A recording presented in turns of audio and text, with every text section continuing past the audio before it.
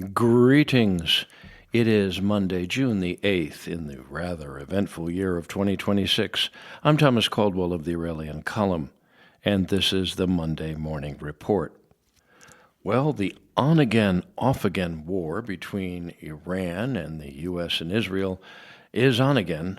As of this morning, overnight, Israel and the United States have been hitting various targets in the Islamic Republic of Iran. The latest is that Israel just took out a petrochemical plant. I don't have the location of that, but by the time you hear this, there's going to be other news that's going to be going on. There were quite a few missiles fired at Israel. None of them hit anything. One of them landed in a desert in the West Bank, and Israel seems to have taken out all of them. There have been other altercations with the Gulf, the usual sort of thing. But what is making this different is that Kharg Island has supposedly been hit by the Americans.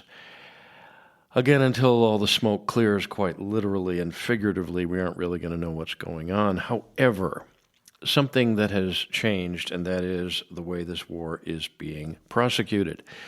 For quite a long time, the U.S. and Israel were holding back on going after Syria's infrastructure, stuff that couldn't easily be replaced. Not hitting oil fields, for example, or Kharg Island. The thing is that what's trying to be accomplished here is the destruction of the Islamic Republic of Iran. This thing started off as regime change, or regime destruction, actually, and it's not about the nuclear stuff anymore. It's about getting rid of the words Islamic Republic anywhere, and especially where it all originated. And that's going to happen, but there's going to have to be something that's going to take its place. And if someone comes into power in Iran and there's no way to pay for anything, i.e., the oil fields are not producing, there's no way to export oil, bring in money, petrochemicals are an important product there. Well, if you start going after the infrastructure the way the Allies did in World War II against Germany and Japan, it's a real mess at the end of the day, and a lot of civilians get killed. For example, if you cut off all the electricity in Iran, an awful lot of people are going to be hurt who want to see the Islamic Republic gone. That's why this has been a very strange sort of war. It's been on again, off again, and they've been very, very selective in their targets. Now it seems that they just want the thing to end. And sadly, the Iranian people, with all due respect, guys, you really have had your chance. Where's the uprising that everyone was hoping for? Why didn't the Iranian military overthrow things with a coup? There were people that were supposedly defecting to the crown prince. Mr. Pahlavi, you know him, right? Yeah, well, he's, apparently they're not defecting enough. And we're getting video that is being smuggled out of people saying, please arm us, please arm us. I don't know how you do that, really. Parachutes with weapons dropping from the sky. I mean, kind of hard to do that, but it's also a good reason to never give up your weapons. You've heard me, America, especially in Virginia. Never give up your weapons, because you never know when you're going to have to defend your right to exist from the tyranny above. This is something that's going to be changing quickly over the next day or so. I predict, though, that they are going to be holding back as much as possible, because if Iran's infrastructure is really blown to pieces, there's not going to be any way to keep anything under control there. It's a country that's mostly mountains, and mountains go well with guerrilla fighting. That's what terrorized people in World War II. When they were closing in on Berlin, they thought Hitler was going to leave along with many of his followers and go to the southern part of the country, which was mountainous, and hold out there for probably a couple of years. Mountains are very hard things to conquer. So let's just hope that they have more going for them than we are hearing. But don't believe the mainstream media. They think that this is a fair fight, and it's not. Iran is being obliterated. They really don't have much left. Yeah, they can throw some missiles that aren't hitting anything. But there's no negotiations going on here. They need a capitulation, and religious fanatics cannot be negotiated with, people. They really can't. They can only be killed. Once people are so set on something that they believe some super being from beyond is the only one they have to report to. All rationality's gone out the window. Anyways, let's just hope that the U.S. military and the other people involved know what they're doing. Again, until the dust settles literally and figuratively, we really don't know what's going on. This is what I like to call a weird type of war. And speaking of things military, the Department of War is ending its relationship with most religious traditions, at least in terms of material and logistical support. Pete Hegseth, the war secretary, and apparently the Christian Zionist with the Cross of Jerusalem tattooed on his chest, well, he's reducing the number of religions on the official list that the Pentagon deals with from 200 down to about 20. The regular ones, so to speak: Christianity, Islam, Judaism, Hinduism, the ones that have large populations. Now, this is an interesting development, and it's done for a combination of reasons. Earlier today, I spoke to a few former military people I know who are not Christian. They are more of the pagan types, you would call them. And they weren't so much upset about this because they know that there's just too much in the way of servicing literally 200 religions. If that's the case, you got to have clergy around. If somebody who's into some worship of the sacred tree or something like that, you have to find a priest of that if there's need, or they have PTSD and they need someone to talk to, and that can be quite a nightmare, literally and figuratively. So it isn't necessarily a bad thing because there's a lot of predators who have gotten in on the game. Let me explain.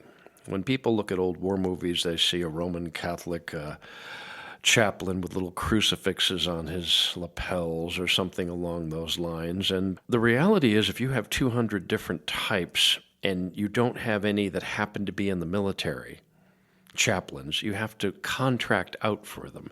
And that means government money. It seems quite a few organizations have popped up for this express purpose of servicing various religious traditions or marginal ones, or several at once. I mean, you have people that are into magic, people into witchcraft, people that are into Satanism, actually. That's actually a legitimate religion, even though technically you got to be a Christian to be a Satanist, but that's an argument for another time. There's Asatru and Odinism and all these others.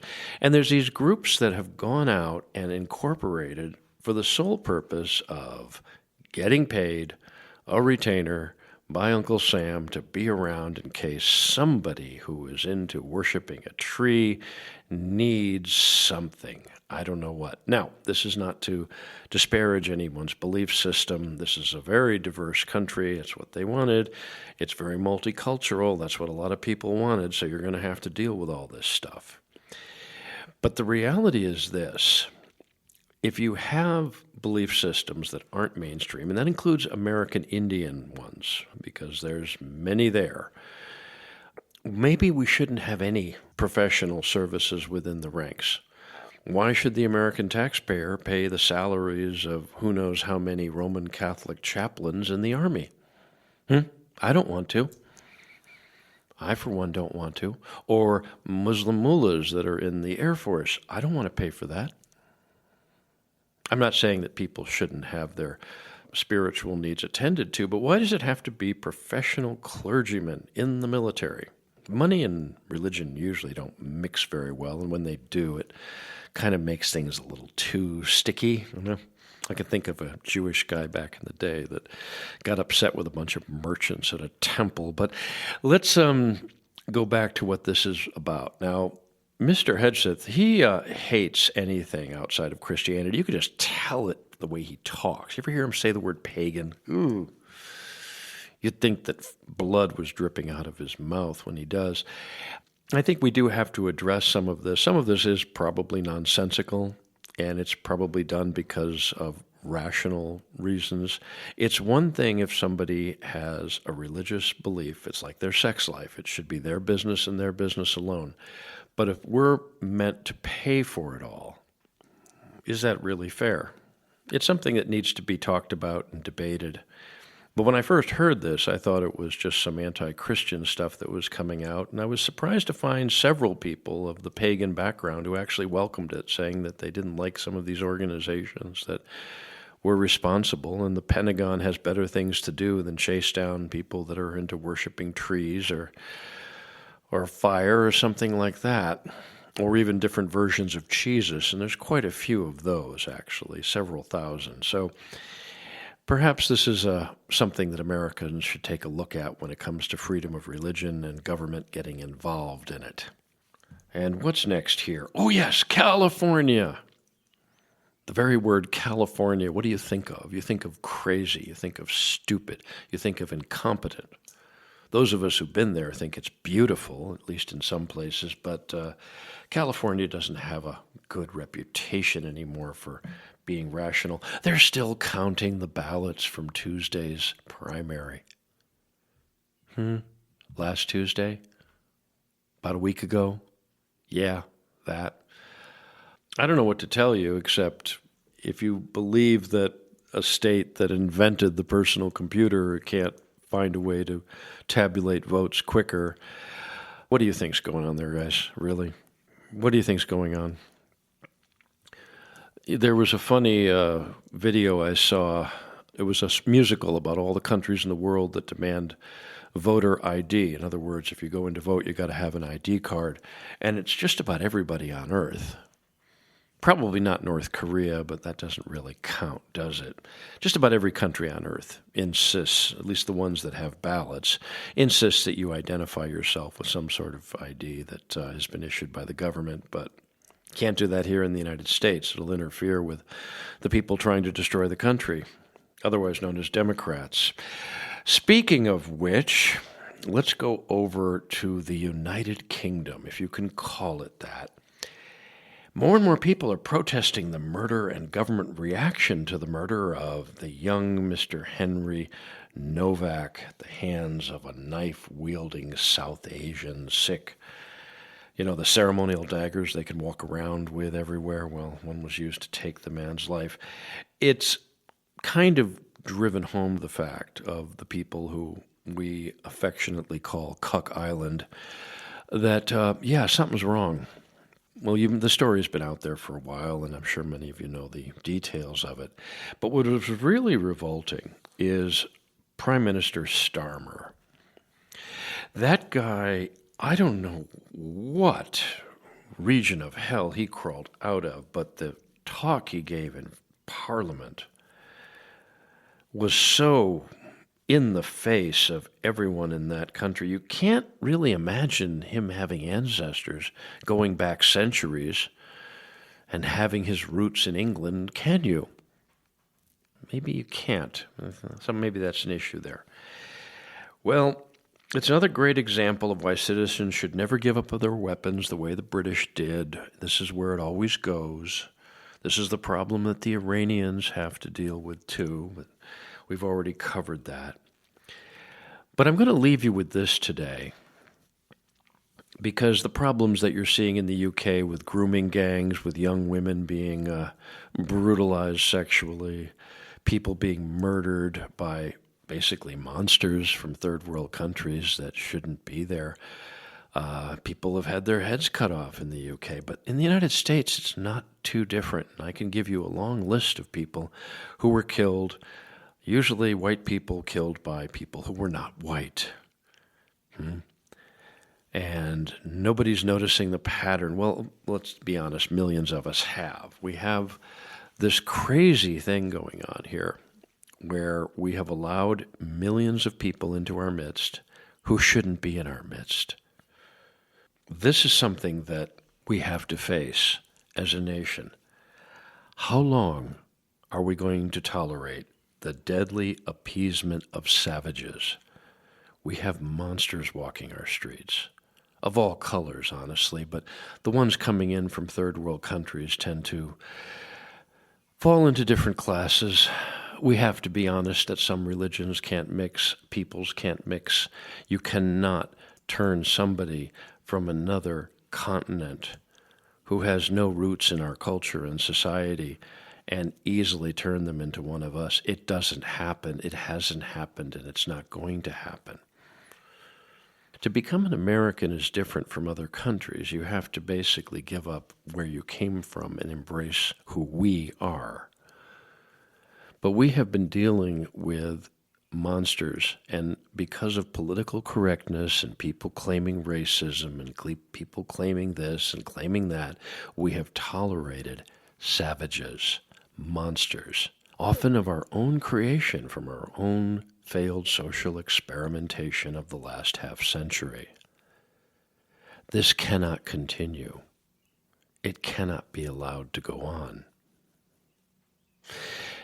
And as this summer gets hotter and the body count continues to rise on both sides of the Atlantic, people who want to live decently have got to decide at what point are they going to say enough? And at what point are they or the people they have elected, how long are they going to take it? That's it for today. If you appreciate my work, please like, subscribe, and share. Share with your friends and share with your enemies. And don't forget that enemies are enemies and need to be destroyed. I can be reached at feedback@aureliancolumn.com. That's feedback@aureliancolumn.com. I'm up on X. My handle there is MICCAMPEN. That's MICCAMPEN. This podcast originates at Substack. My handle there is aureliancolumn.substack.com. Until we meet again, be good, be safe, be vigilant, and remember Clown World, the Deep State, and all enemies of civilized behavior must be destroyed. Good day.